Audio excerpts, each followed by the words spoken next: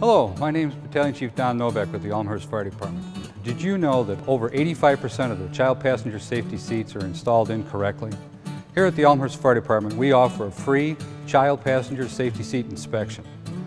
All you need to do is call City Hall at area code 630-530-3090 for an appointment. Area code 630-530-3090. Because we care about your children. Visit Elmhurst.org to explore the new City of Elmhurst website. Find out the latest Elmhurst news, pay utility bills and parking tickets, report concerns, and much more. Elmhurst.org is an ideal way to discover what Elmhurst offers your business, your family, your life.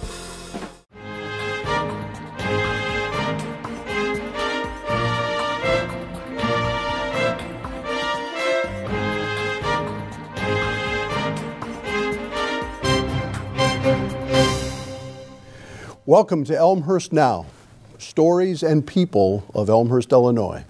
I'm Ken Bartels, your host, and tonight we have two new chiefs in our midst, or relatively new at least, in Police Chief Michael Ruth and Fire Chief Jeff Bassiter. And gentlemen, welcome to Elmhurst Now. Thank you for joining me. I want to start off with a general question for our audience to sort of get things rolling, and that is, when did the two of you take on your respective roles, recognizing that some people will know, but some people won't? Chief, perhaps? I assumed the command of the Elmhurst Police Department on November 5th of 2012. I was appointed Fire Chief May 22nd of 2012. Okay. But as I know from different perspectives, Jeff, you came from within the department, and Michael, you came from outside of the community. Any particular challenges to either one of those directions? And I guess, Jeff, would start with you, since you did come up through time in Elmhurst. Is there one way to do it that's better than the other? Well, I don't know if there's one way to do it that's better, but I do feel fortunate coming from within. I had relationships with people, internal and external, within the city. I understood how the city worked, and I just think that was an advantage for me. So I feel fortunate that that was my situation. And how many years with the department? 28 years in May. 28 in Elmhurst. Okay. Michael, coming from countryside, perspective.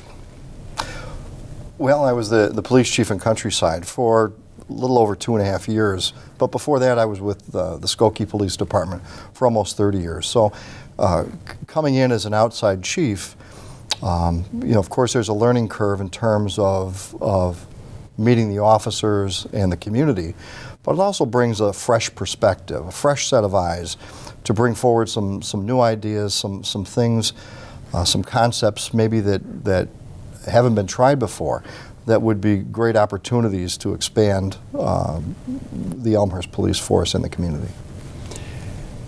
The role of both police chief and fire chief demands experience, demands a background, and not just educational background, but a background that allows one to draw perspective on the job. Particular things in your respective pasts, both of you, that created the circumstance that allowed you to become chief. Jeff, once again, I'll start with you simply because you came up through Elmhurst. But when did you begin to aspire or think, gee, someday, maybe? Well, I grew up in LaSalle, Illinois, and my father was on the fire department there in LaSalle for 50 years. In the last 20 of those 50, he was a fire chief. So ever since I can remember, the fire services have been a big part of my life. And when I was 16 years old, I thought I wanted to be an auto mechanic. And I even took some classes, and I worked for a short time. But when I was 16 years old, there was a fire that was just near my home in an apartment. And so I ran down, my father was there, and there was a girl trapped on the second floor of this apartment building. And I watched the firefighters go in this building, try to get this girl out, which they did, and then I watched my father and another fireman perform CPR on the 5-year-old girl. Unfortunately, she perished because of her injuries, but watching that And once I saw that, my mind was made up. This is something that I want to do for the rest of my life. So I dedicated myself to that career, and I think having it. My brother's a fire chief there now. I have an uncle that was in the fire service. I have a lieutenant, a cousin who's a lieutenant in Lombard. So it does run in the family. So I do believe that has helped me in my career and helping me move forward. Michael? Well, I came from a family of 3 sisters, so I'm the only one who's aspired to the field of law enforcement. But I guess as a young boy, it was something I always wanted to do. I don't recall ever not wanting to be a police officer. So I was fortunate enough to have a great career in Skokie and in Countryside, and then have that ability to come to Elmhurst. My dad worked at Elmhurst for about 25 years. Actually, he worked about 2 blocks away from here. For a sheet metal company. So it was, as a young boy growing up, I was familiar with Elmhurst and in the downtown area. Although it's changed much today compared to the 70s when my dad would bring me here. But in terms of bringing a wealth of experience, moving through the ranks, as I started out as a police dispatcher in the Southwest Side, and as a police officer, patrolman, FTO. A sergeant, a lieutenant, a commander. I was in charge of the hostage negotiation unit, so really just working my way up through the ranks at each position within a police department gave me that experience. And then also pursuing an education while I was on the job, achieving my associate's, my bachelor's, and ultimately my master's degree. So those were the things that helped prepare me for the role of police chief. Well, you've both alluded to, if you will, boyhood notions of becoming what both of you have become. But, growing up, your friends, did you share that with them? I'm going to be a policeman. I'm going to be a fireman. What were their reactions? And did they believe you, I guess, would be the first question. Either one of you. I mean, most of my friends went on to be police officers, so it was something common for us today. I've moved up in rank compared to some of my friends, and I catch a little grief from that from time to time, because as you climb up the ladder administratively, you have a different perspective on law enforcement and the operations and what it takes to provide that delivery of service. So from time to time, we have interesting discussions. None of my friends became firefighters, and I think coming from a small town, it was only 10,000 people. I started my career in LaSalle. I was there for 5 years on the fire department, and then I moved here to Elmhurst in 1985. So I do talk to them. They are, they naturally, like anybody else, they like to hear the stories, the things that we deal with day in and day out basis. And naturally, after 9/11, there was a lot of phone calls and well wishes, because we were in the public safety sector and what happened there. But no, none of my friends have done the same thing, but they are interested in the stories. For Jeff, deputy chief, biggest difference? I would say the chief is at City Hall. We're dealing more with the elected officials, community leaders, other fire chiefs, more of a strategic, large, bigger issue things. The deputy fire chief, his office is at the fire station, more involved in the day-to-day operations, training and the personnel and the equipment and keeping it running. So there's a big difference. I do miss the fire station. I do miss the firefighters and seeing them every day, but the job has changed and I am enjoying it. Michael, how does Elmhurst differ from Countryside? Well, Countryside is a smaller community. It has 24 sworn officers compared to Elmhurst's 69 to 70 sworn.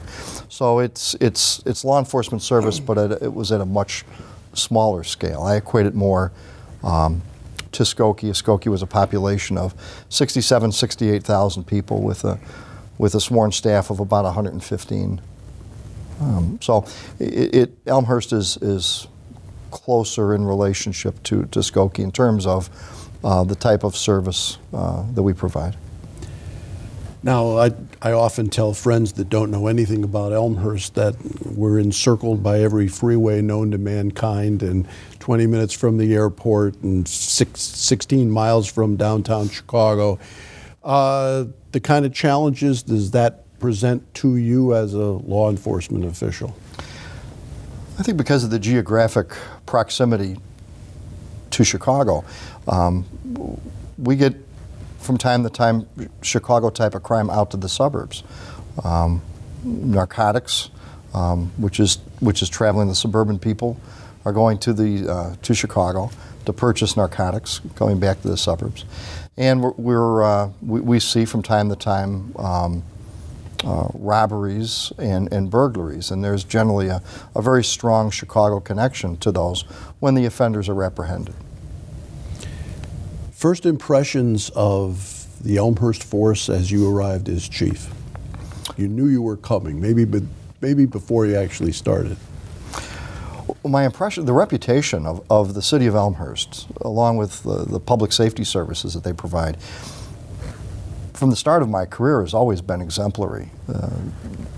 Regionally known, the Elmhurst Police Department is highly respected and highly regarded.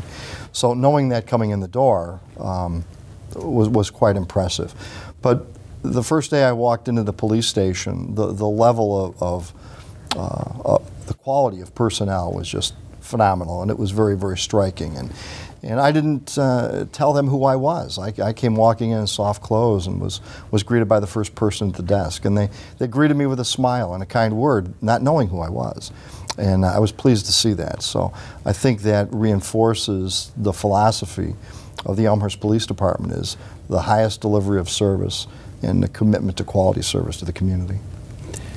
One of the things that Jeff and I were talking off camera before we gathered and came in here into the studio was the change in the modern era in terms of respect for the officers, respect for the firefighters, the new level of concern for safety of first responders, which, you know, it's current in the news. It's part of the world we live in. How has that changed the men and women that are in your departments in terms of how they think about things? That has to be a new kind of thought process. Perhaps not as much for police as for fire. Jeff, maybe you want to... Yes, unfortunately, that's the world we live in today. You know, our people have to be aware of their situation and, you know, situational awareness and where they're at. I mean, we're walking in situations where if the police aren't there, which they usually are, but there's times when we walk in and, you know, we've had people that have been assaulted. And it's unfortunate that that happens, but that's the day and age we live in. So our training is more important as ever to recognize those situations and try to stay out of them and protect our people. And terrorism is another thing that we have to be aware of everything around us and everything that's going on around when we respond to incidents. Michael? I think the technology aspect of law enforcement has changed substantially. The inherent dangers of the job are always there. They really haven't changed much. But the technology that really is at our fingertips, and we're looking now at more intelligence-based policing, more information sharing of data is of critical importance to us. And along with the data comes the technology of communication. And so it's not uncommon for law enforcement officers responding to a call. As they arrive on the scene, there are people there taking photographs, streaming live video. The media and the local chat groups are getting that information, and as a result, contacting the station, asking what's going on, while the first responding officers are still there conducting an initial investigation. So we're much more aware and sensitized to that level of communication which is out there and is now the threat of the community. You mentioned some specific numbers about size, and perhaps you could mention that again, but at any given time, What are the number of cars that are out and patrolling, and how much does that vary from even day to day? Well, we don't like to share exact numbers because That's fine. Not that anybody bad would be watching your show and know what our manpower staffing levels would be. But we would run on the low side of about 7 marked patrol cars on the street as a minimum. Of course, during higher call volume times, they're going to be higher. And that doesn't take into account detectives, plainclothes officers, administrative staff that are also out within the community. The police department, you talked about numbers, responds to about 16,000 to 17,000 911 calls for service a year. Okay. Jeff, in terms of folks at the 2 fire stations at any given time? We staff 2 fire engines, 1 at each station, 2 ladder trucks, 1 at each station, and 2 advanced life support ambulances at each station. And then we have a battalion chief who is in charge of that shift. In the fire department, we respond last year to 6,700 fire and EMS calls. And I would say a majority of those are EMS calls today.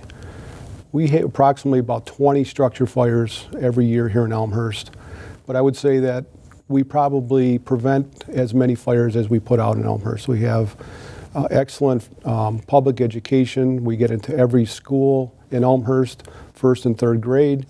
We believe in teaching the kids fire safety at an early age, and hopefully that carries on into their adult life.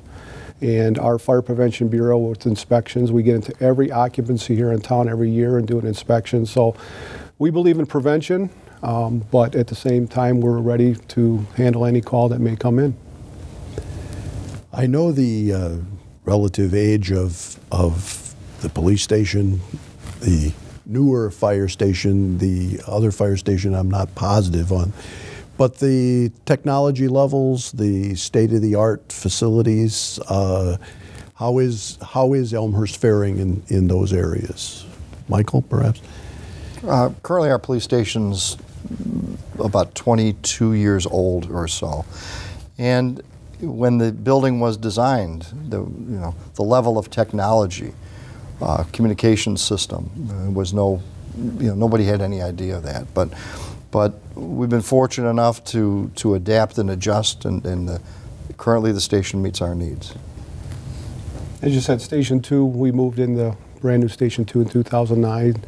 And Station 1 is about a little over 30 years old. But we're blessed that we have the support of the City Council. They've always supported us and given us the equipment, the training, the tools, the people to do our job. So yes, I would say that as far as equipment-wise, we have some state-of-the-art equipment. It's in very good condition.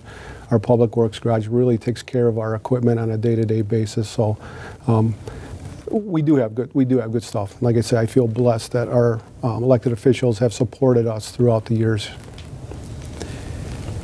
If both of you would sort of take me through a young man or a young woman decides to become a firefighter, a police officer, what's their progression? How do they go about doing that? What kind of educational background, what kind of application process, what kind of step process before they actually get to put on a uniform? Jeff, maybe we'll start with you. Our Board of Police and Fire Commissioners, which is made up of 3 people, are in charge of hiring police and firefighters. And they're pretty similar in that there's a written test, there's a physical ability test that they have to pass, and then there's some background checks, polygraph checks that are done, some medical tests that are done. But once you're hired, as far as fire, we put them through about a 4 or 5 week, 8 hours a day training at the fire station, and then that training continues once they're put on a 24-hour shift. And that meets our Office of State Fire Marshal basic firefighter training. It's pretty intense. It's very time-consuming in that there's not a lot of downtime. We're constantly out there with them working on ladders, working on hose and the air packs and all the safety things that go with it. So it's pretty regimented, and it's pretty, the objectives are set by the Office of State Fire Marshal. So when they do start on shift, they have all the tools and the experience and training that they need. We're comfortable with that. program. Michael? Very similar to the fire department, we're also hiring practices are governed by the Board of Fire and Police Commission. There is a written examination, there is a physical ability test, and they're placed on an eligibility list based on that. There is a polygraph examination and a psychological profile, which is completed. And we want to make sure that we have got the candidate has got the right personality to be a police officer. Then after that, a thorough background investigation is conducted. And then based on vacancies which occur within the police department, then they're hired. After they're hired, they attend a certified police academy, which is about 3 months long. And they must successfully complete that academy and be state certified. As soon as they complete that police academy, they come to the police department and they're with a field training officer for 3 months, at which time the field training officer is teaching and evaluating their performance. And if they successfully achieve each step throughout the process, then they're allowed to proceed to solo patrol, to work by themselves. There's perhaps a 30 to 40% washout rate after they attend the academy and they hit solo patrol. Okay, thank you. We're going to take a little break right at the moment. We're going to come back and talk with the fire chief and the police chief of Elmhurst. You're watching Elmhurst Now. We'll be right back.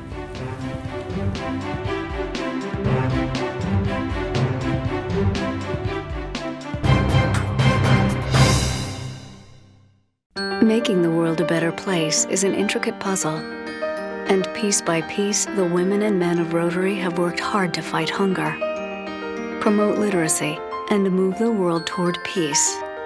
But there is still much to be done, still some missing pieces. And one of those missing pieces is you. Learn how you can help Rotary put together a better world.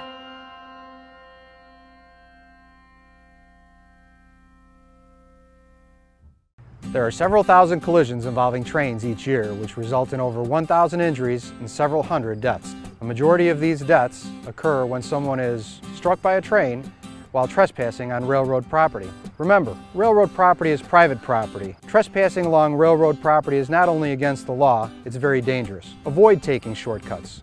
The only safe place to cross railroad tracks is at a designated crossing. Don't get caught dead on the tracks. Stay off, stay away, stay alive. Have you visited the Elmhurst Public Library lately? The Kids Library is a wonderful place, especially with our many exciting children's programs. The second floor is home to the adult and teen collections. From research to magazines, we've got it. We have more than 80 computers throughout the building. Or bring your own laptop. The entire building has wireless access. Need a quiet place to study? Try our silent study rooms. Book one of our spacious meeting rooms for your group. Our convenient book drop and drive-up window make picking up and returning library materials a breeze. And don't forget, EPL is open 24/7 online at elmhurstpubliclibrary.org. Visit elmhurst.org to explore the new City of Elmhurst website. Find out the latest Elmhurst news, pay utility bills and parking tickets, report concerns, and much more. Elmhurst.org is an ideal way to discover what Elmhurst offers your business, your family, your life.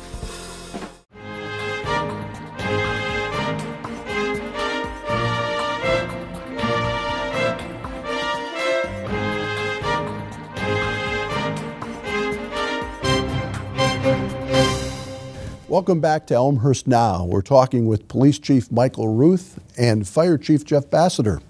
And Jeff, a question that I've had myself and I know other people have had.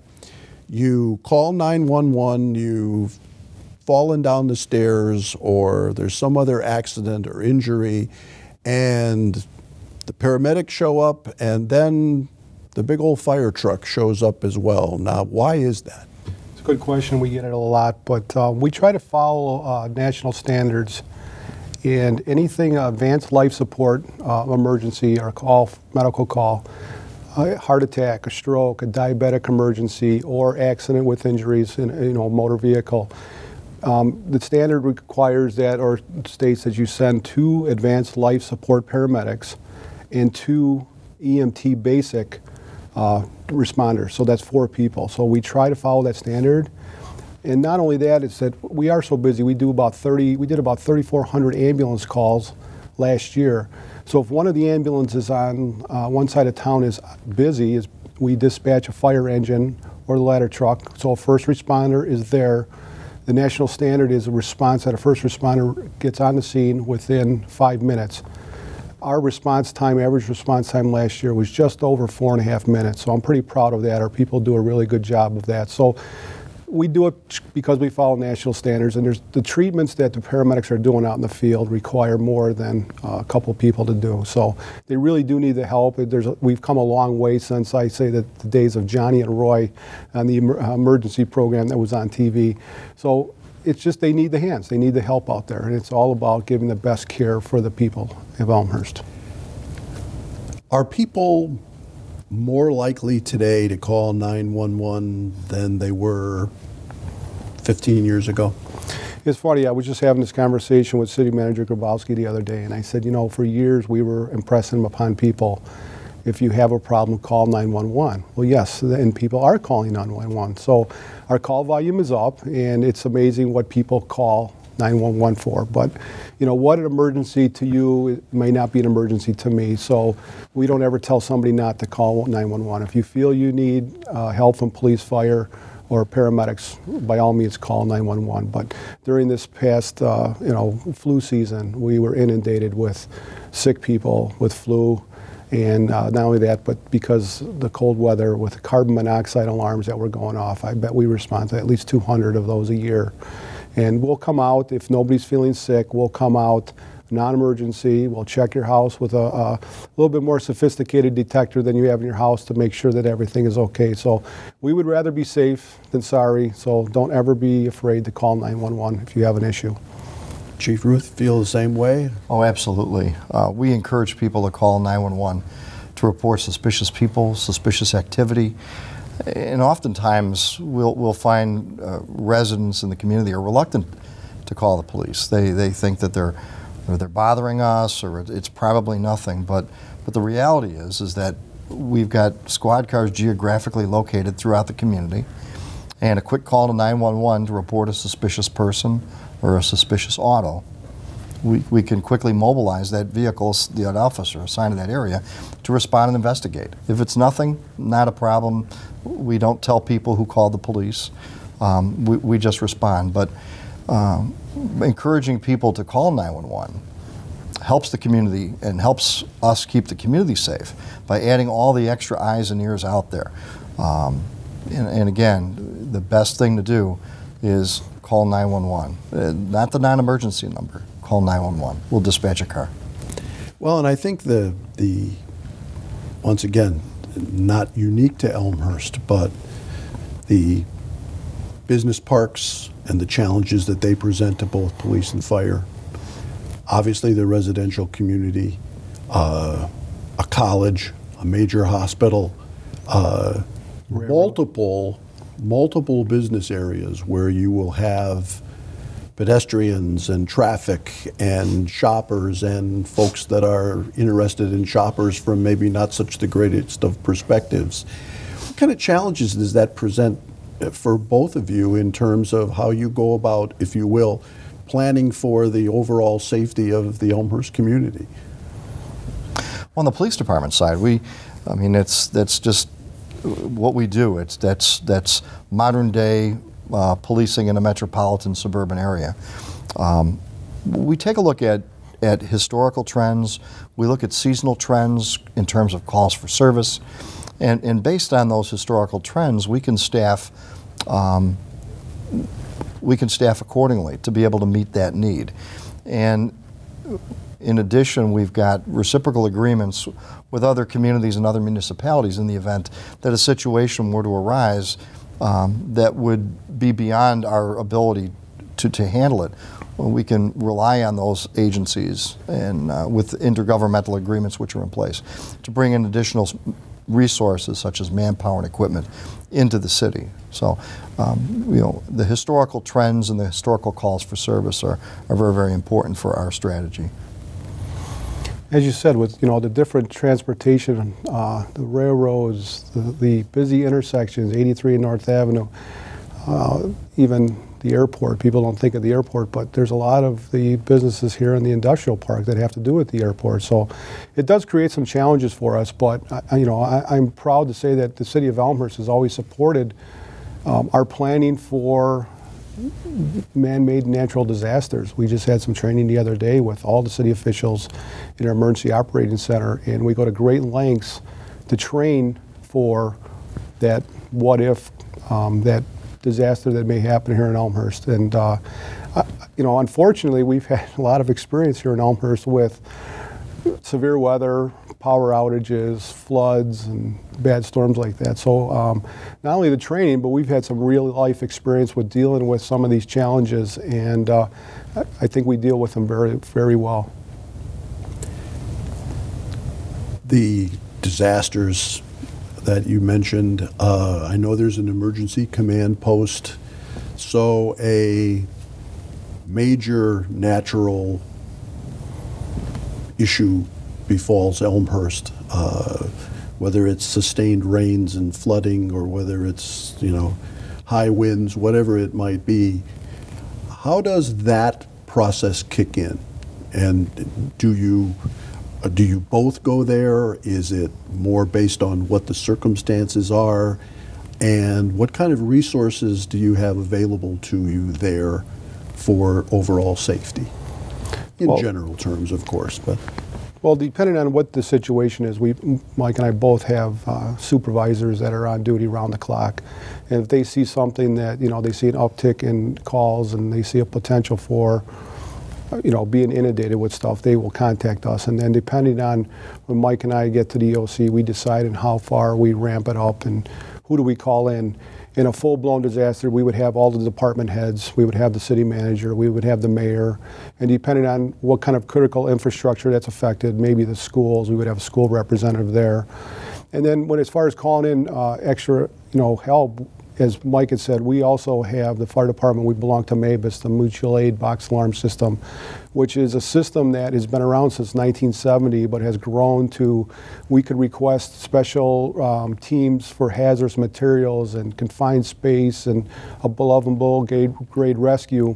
These specialized teams and equipment from all over the state and outside the state. Some other states are involved in it as well. And no fire department could fund the equipment and the training and the manpower to deal with these types of scenarios. So we could access all that stuff through the MABUS agreements. And on a regular basis, we do as a fire department.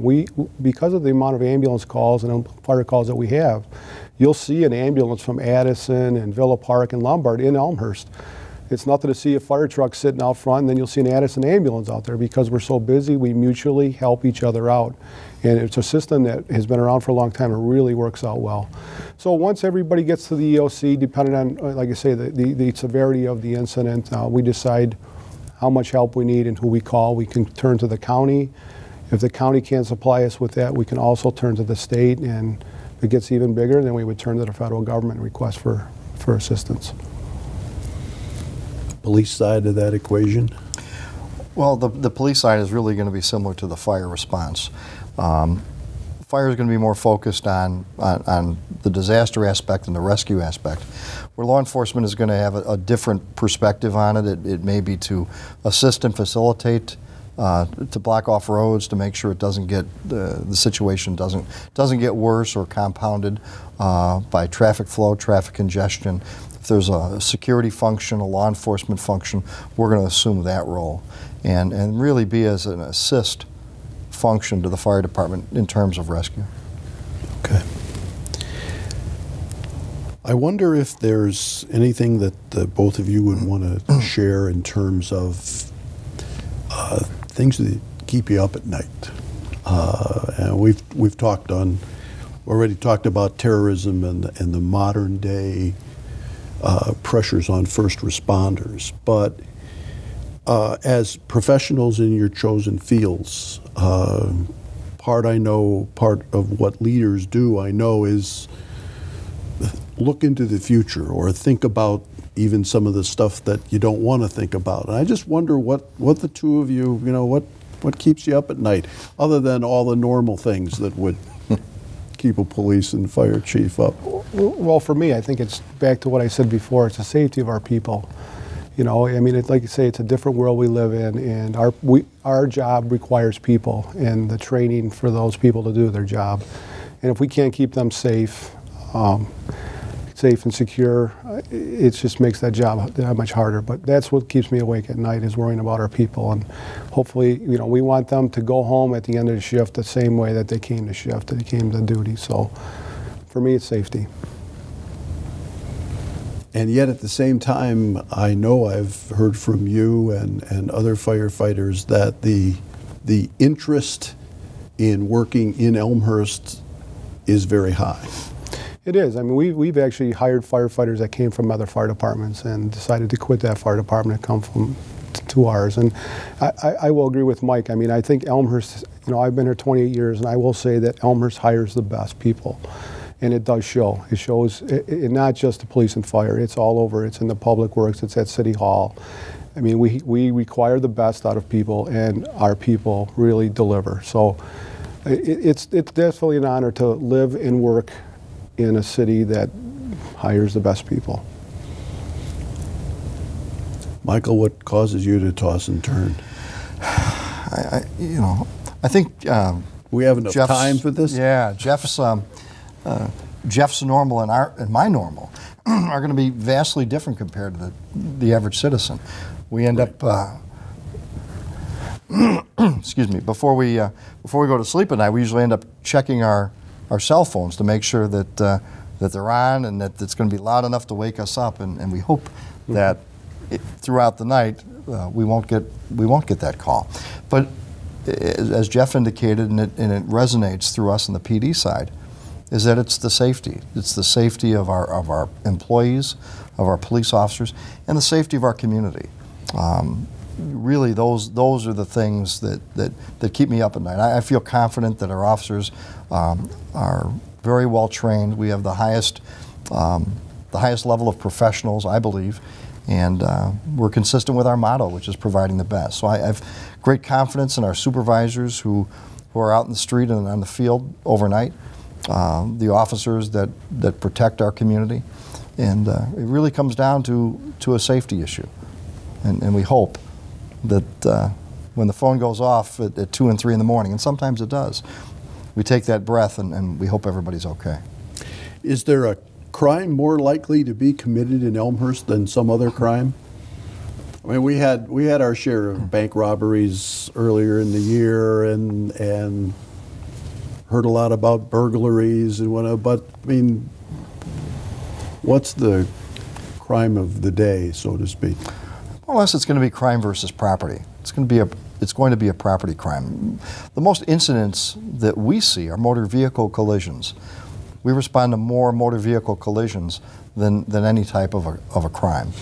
But if we were to look at crimes, it's going to be crime versus property. Vandalism, criminal damage,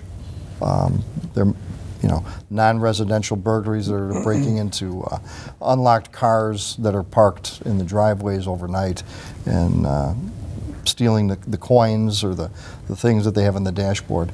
And residential burglaries, of course, are always a concern to us. Jeff, there's a facility not very far from here where firefighters do some unique training. Can you share a little bit about that facility? Yes, we're fortunate here in Elmhurst to have our own training tower. And probably about 8 years ago, the City Council once again supported us, and we did a renovation. We added a classroom building, and we have what we call gas-fired burn props. Instead of burning furniture like we used to years ago, we actually have some natural gas burn props that simulate a fire, simulate the heat, which it can get very hot inside. So we can give our firefighters, because as I said earlier, we're not having the fires that we used to years ago. So training is everything. We try to, the military has shown that in a stressful situation, firefighters and police officers alike will fall back on that training. So training is a huge part of our job, and we put a great emphasis on that. And that training tower allows us to be able to do some practical, hands-on, as real life as we can make it, training for our firefighters. And it's just very an invaluable tool that is available to our firefighters. And we do some cooperative training with other fire departments in the area, so they get some access to that as well. So it is a great tool, and we feel fortunate to have it. So the trusted training becomes you fall back on what you correct on what you know or what you have learned. Michael, just some quick thoughts on the Citizens Police Academy, which I think is kind of a unique program as well. Yes, the Elmhurst Police Department will be running another section of the Citizens Police Academy, and that's going to start on March 13th, 2013, and it will run until June 5th. It's a great program which affords local residents the ability to see firsthand how their police force operates. Each week we've got a different topic which is discussed and presented by a different police officer within the agency. So the nice thing about the Citizens Police Academy is as it runs for the 12-week period, they see 12 different officers that talk about 12 different areas of specialization within the police department. At the end of the 12 weeks, we find that there's been a very strong bond that's occurred between the members who are in the Citizens Police Academy class and the officers that have taken the time each week to instruct them. And it's very rewarding and fulfilling for me to watch as that relationship between the community and the police department gets even greater. Now the DARE program, I know in some communities has taken on a lesser role, but I don't get the impression that that's the case in Elmhurst. No, the Elmhurst Police Department is committed to the DARE program, and I know that there's been some concerns about the success of DARE, but we also look at it in terms of how do you measure prevention, and we believe that it solidifies and strengthens the bond between the police department and the community, and getting our officers into our local and area schools. We're fortunate enough to have the support of the City Council to continue programs such as DARE, where other municipalities have not had that support due to budgetary reasons or otherwise. But the DARE program, we're committed to that. We believe it's helpful for our young people, and we expect it to continue. We've got about 2 minutes left in our time together, and I wanted to give you both an opportunity to share whatever you wanted to share with our viewing audience, which are the people of Elmhurst, or for other communities that watch the program as well, from your very unique and important roles. And, Michael, maybe we'll start with you. I think the biggest thing is watch out for your neighbors.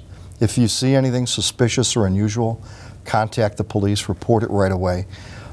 Even if you think it's nothing, it doesn't cost anything, and we don't mind responding to calls. Those extra eyes and ears within the community can prove to be a great force. It can keep our community safe and reduce crime overall. So what I say is call 911. Jeff? I would say make sure your smoke detectors and your carbon monoxide detectors are in working order, and make sure your family has a escape plan in case of fire. And just know that the Elmhurst Fire Department has dedicated firefighters and paramedics here when you need us. As Mike said, you need us, call 911. We'll be there for you. Gentlemen, the community is fortunate to have both of you and the dedicated men and women of your staffs, and I appreciate your being on Elmhurst Now. Thank you both. Thank you. This has been Elmhurst Now. I'm Ken Bartels, and we will see you again. Thanks for watching.